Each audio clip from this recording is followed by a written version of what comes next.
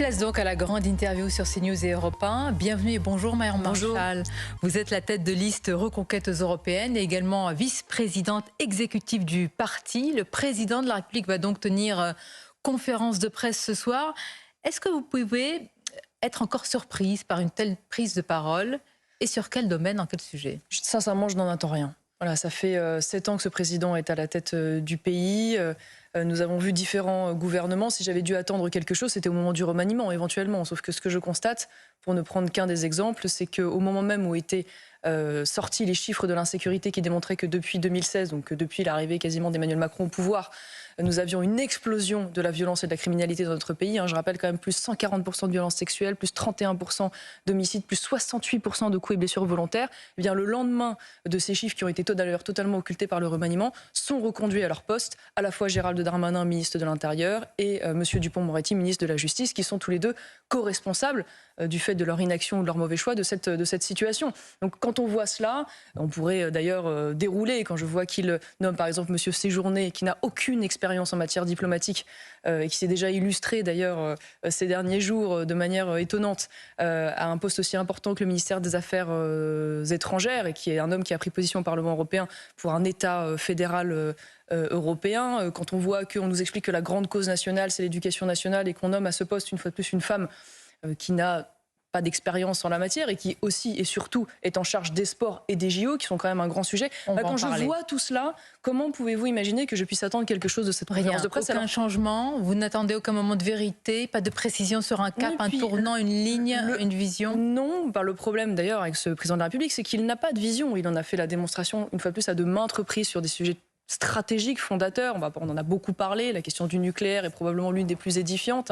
On réduit d'abord, puis finalement on réinvestit. Il nous a fait perdre 15 ans avec cette histoire, et nous le payons tous les jours. Après avoir finalement changé justement de cap et de direction. Donc moi, je n'en attends plus rien. Je vous le dis, je pense que nous allons subir ce mandat jusqu'à la fin, cette espèce de fin de règne. Maintenant, le seul espoir que j'ai, c'est les prochaines européennes qui ont lieu dans 5 mois. Alors, tout le monde veut enjamber ces élections et pense déjà aux élections présidentielles. On fait des sondages. Mais certainement qu'il en parlera. Voilà. Mais en tout cas, ce qui est sûr, c'est que le prochain grand rendez-vous, c'est celui des européennes, qui va avoir un enjeu qui va être central pour les Français dans leur quotidien. Et donc, c'est là où portent mes espoirs. Je vais y venir évidemment en détail. Le président de la République s'exprime ce soir, Marion Maréchal, dans un contexte aussi de première polémique pour sa ministre. Vous en avez parlé de l'éducation, Amélie Oudéa-Castéra, qui va se rendre aujourd'hui dans l'école dont elle a parlé par rapport à ses enfants et sa progéniture. Justement, la polémique ne retombe pas. Est-ce que pour vous, c'est une polémique justifiée ou bien hypocrite à s'offusquer comme ça que les ministres mettent leurs enfants dans le privé? Je pense que c'est une polémique qui révèle la colère des Français. C'est-à-dire qu'ils ont quand même le sentiment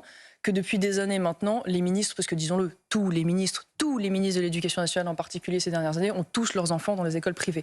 Donc ils ont le sentiment... Presque tous, je ne sais pas, on ne les a pas passés en revue. Légitime. Vous-même, vous avez eu... Non, mais moi, j'ai pas de problème avec ça. Mais la grande différence avec ces ministres, c'est que là, on a quand même des ministres qui, depuis des années, mettent en place des politiques, ou en tout cas ne font rien pour contrer la faillite de l'éducation nationale, et préservent leurs enfants et leur progéniture de toutes les politiques qu'ils mettent en place ou qu'ils ne mettent pas en place, en l'occurrence. Donc il y a quand même une forme d'hypocrisie et de colère à l'égard des Français, et eux ont les moyens de le faire. Ils choisissent des établissements qui sont les plus élitistes de France. On parle de Stanislas, on parle de l'école alsacienne pour d'autres. C'était le cas pour Papendiaï qui avait mis ses enfants à l'école alsacienne, donc qui sont l'archétype des écoles méritocratiques, élitistes. Voilà. Autant de politique éducative qu'ils refusent à l'éducation nationale, et qui a d'ailleurs contribué à détruire l'ascenseur social. Donc les Français ont un sentiment d'injustice profondément terrible. Moi, j'ai fait le choix du privé, en effet, mais ma cohérence veut que cette réussite du privé à certains égards, qui a en effet des chiffres de réussite sur les différents examens brevet, baccalauréat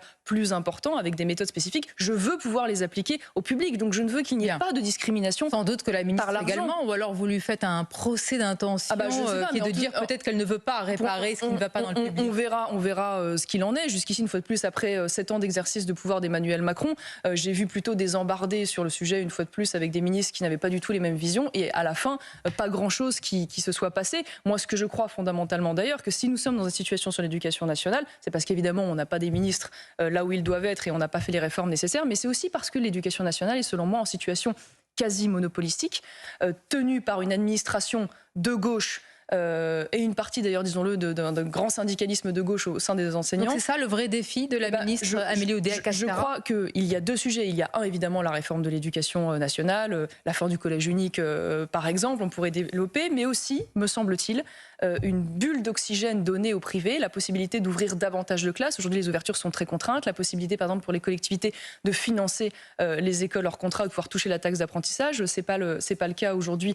Sachez-le, des dispositifs qui aujourd'hui ne sont pas accordés, par exemple, aux écoles hors contrat, comme le financement des AVS qui accompagnent les enfants handicapés dans ces écoles.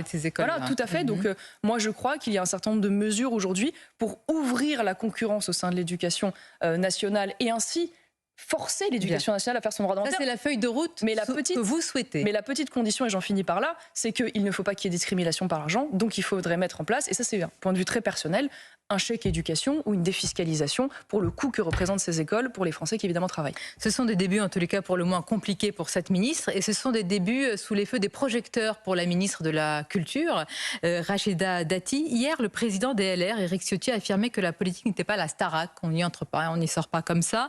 François Baroin a dénoncé le manque de lucidité de Rachida Dati qui serait montée sur le Titanic et avec le sourire. Est-ce que vous pensez, Marion Maréchal, que Rachida Dati va faire du Dati ou qu'elle va se fondre dans ce gouvernement?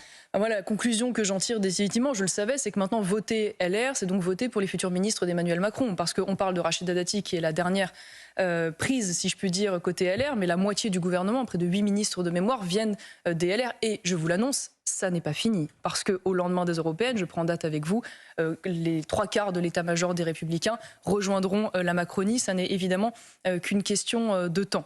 Je ne m'attends pas à grand-chose parce que j'ai regardé la première interview de Rachida Dati. Dans le Parisien. Dans le Parisien, tout à fait, où j'ai vu une interview que j'aurais pu entendre de la part du ministre de l'Éducation de gauche. Donc une femme qui nous explique... Venant d'une femme de droite. Ah bah, vous savez... Aux dernières nouvelles, Rachida Dati est une femme de droite comme vous. Vous savez, c'est pas forcément les cartes d'adhésion des partis qui font les positionnements, ce sont les actes et ce sont les paroles. Moi, j'ai vu une femme dans cette interview, j'invite les téléspectateurs à aller lire cette interview, qui explique qu'il n'y a pas de vote communautaire dans le banlieue, qui explique qu'elle va sanctuariser et défendre le budget de l'audiovisuel public, 4 milliards. Moi, je suis plutôt pour le réduire et privatiser une partie de l'audiovisuel public, qui défend le régime des intermittents du spectacle, que moi, je considère aujourd'hui illégitime, qui explique le rôle central de l'éducation, c'est de lutter contre les cris d'orfraie de la gauche, pardonnez-moi, parce que faire passer Rachida Dati pour une femme de gauche, voire même à l'extrême gauche, c'est compliqué.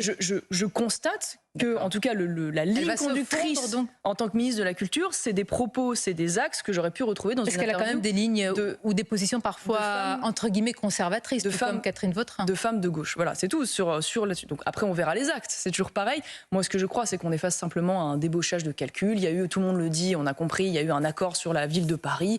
Très bien. On a vu les propos passés de Rachida Dati sur la Macronie, qui était celle des traîtres. Je pense que tout ça contribue à dégoûter les Français. Et une fois de plus, moi, c'est ce que j'ai envie de dire à l'électeur LR, qu'il doit se poser une seule question, c'est que est-ce qu'il a envie, en continuant de voter pour ce parti, de continuer d'alimenter le banc des remplaçants de la Macronie? C'est une vraie question, parce que c'est la tectonique politique des plaques. Hier, Jordan Bardella, à l'occasion de ses vœux, a appelé justement les sympathisants LR à rejoindre le Rassemblement national, et Éric Zemmour, lors du grand rendez-vous Europe 1 CNews des Échos, a appelé ces mêmes sympathisants à rejoindre Reconquête. Mais j'allais dire, quel est l'intérêt des sympathisants LR à rejoindre Reconquête plutôt que les RN? Il y a la ligne politique. La ligne politique, tout simplement, il ne suffit pas d'appeler. Encore faut-il pouvoir répondre à cet électorat orphelin. Il me semble que ces Français de droite ont des attentes fortes sur les questions identitaires, bien évidemment, mais aussi sur les sujets économiques. Ils attendent une économie de droite qui soit responsable sur le plan budgétaire. C'est ça, pardonnez-moi, votre grande différence avec le Rassemblement national? C'est l'une des grandes différences. On a quelques exemples récents, notamment dans l'actualité parlementaire. On sait que le Rassemblement national, par exemple, a refusé de voter des durcissements de conditions d'accès au RSA en demandant des activités aux personnes qui les touchent. Nous y sommes favorables. On sait que le RN est peu ou prou, c'est assez fluctuant pour la retraite à 60 ans. Nous étions pour une réforme, alors pas forcément celle d'Emmanuel Macron, mais une réforme des retraites qui nous apparaissait indispensable pour sauver ce système. Le RN refuse de baisser les dépenses sociales dans ce pays. Nous, au contraire, nous voulons lutter contre l'assistanat. Une autre différence qui n'est pas que symbolique, le RN défend un délai de carence pour les étrangers qui toucheraient les aides sociales non contributives. Nous considérons qu'il n'y a pas un délai de carence, c'est qu'il faut réserver exclusivement ces aides aux Français. Donc il y a des différences. Et sur les sujets économiques, en effet, notamment, je pense que ces électeurs de droite retrouveront davantage ce qu'ils attendent chez Reconquête qu'au Rassemblement national. Maintenant, la campagne, je l'espère, révélera ça dans les mois à venir. Dans un tel contexte, évidemment, ces élections européennes sont un rendez-vous important, voire essentiel pour les Français. Hier, Éric Ciotti a désigné sa tête de liste LR sans surprise, François-Xavier Bellamy. D'ailleurs, comment, on va arriver à l'essentiel, c'est la bataille des idées, mais comment vous qualifiez cet adversaire politique dont vous partagez malgré tout de nombreuses idées? Oui, sur le plan personnel avec François-Xavier Bellamy, mais comment je le qualifierais? Incohérent. Voilà, incohérent parce que je ne comprends pas aujourd'hui comment il peut rester chez les Républicains au regard de ce qu'il dit penser. Je ne comprends pas comment il a pu soutenir Valérie Pécresse jusqu'à la dernière minute qui a appelé à voter Emmanuel Macron à 20h02. Je ne comprends pas comment il peut être aujourd'hui la tête de liste d'un parti qui, je le rappelle, dans les régions, les départements, siège aujourd'hui avec les élus macronistes. C'est le cas des élus ciottistes en Provence-Alpes-Côte d'Azur, par exemple, qui, au niveau national... Les LR ne sont pas un parti d'opposition? Les LR, dans la plupart des collectivités territoriales, je prends l'exemple de la PACA, on a bien d'autres, siègent aujourd'hui avec les élus macronistes dans ces majorités. Ça s'appelle une opposition qui n'est pas pavlovienne ni systématique. Non, c'est pas une opposition. Ils votent l'intégralité ensemble et ils sont dans les mêmes majorités. C'est vrai au niveau local, au niveau européen, monsieur Bellamy ainsi que son groupe siègent dans un groupe qui s'appelle le PPE, qui est allié au groupe Renew des macronistes, qui est allié aux écologistes et aux socialistes, et qui vote, entre autres choses, je tiens à vous le dire quand même, pour la facilitation de l'installation des mères porteuses en Europe, qui vote pour des traités de libre-échange avec la Nouvelle-Zélande. Pardonnez-moi, le continuum entre François-Xavier Bellamy et cette idée est quand même assez audacieuse. Non mais, une fois de plus, c'est l'incohérence. C'est-à-dire que François-Xavier Bellamy a des prises de position personnelles, mais je constate que son groupe ne vote pas comme lui, que le groupe auquel il appartient au Parlement européen ne vote pas pour lui, qu'il est aujourd'hui donc de fait, malgré lui, le candidat de Valérie Pécresse, de Gérard Larcher et d'un certain nombre d'autres personnes. Et donc je ne vois pas la cohérence. Voilà, je vous le dis tout simplement, et je pense qu'il le sait. J'ai déjà eu l'occasion d'en parler et de le dire publiquement. Je ne comprends pas aujourd'hui comment il peut accepter d'être le porte-voix des Républicains et donc d'être le porte-voix, j'ai envie de dire, l'écran de fumée finalement, alors même que au lendemain des européennes, une fois de plus je prends date avec vous, les Républicains se fondront totalement dans la Macronie. C'est une question de temps.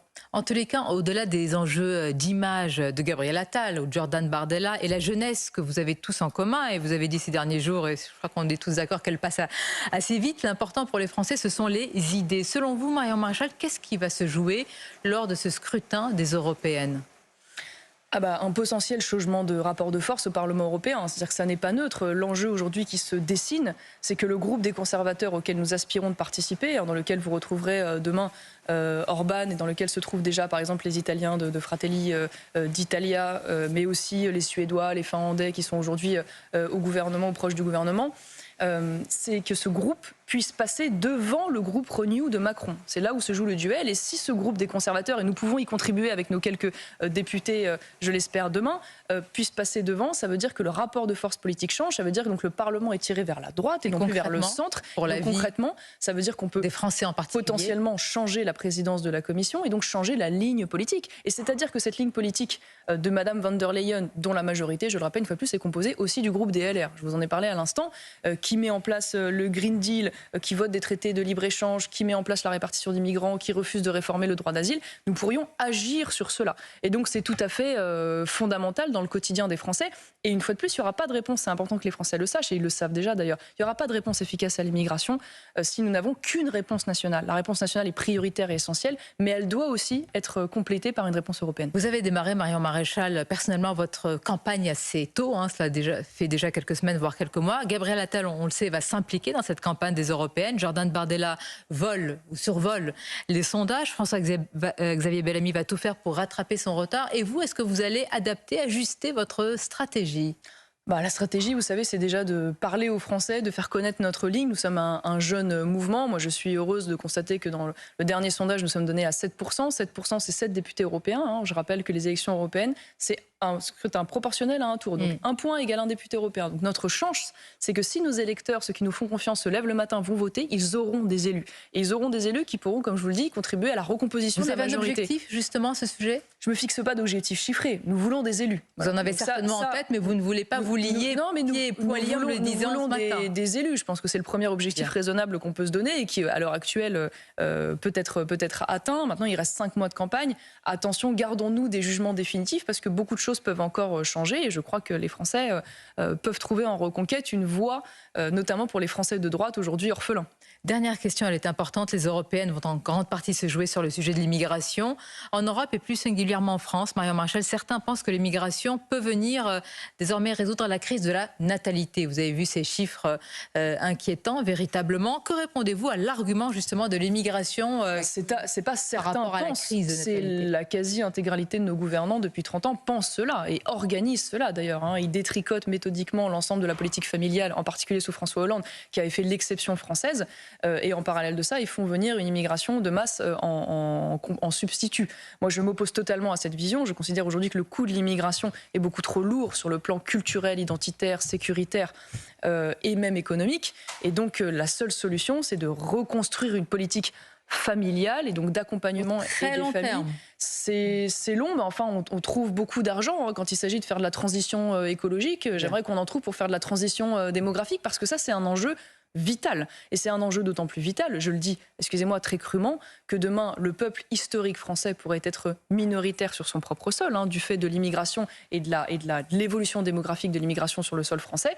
Et donc, le jour où ce peuple historique est minoritaire sur le sol, la France ne sera plus la France. Merci Marion Maréchal. Vous serez devant votre poste de télévision ce soir?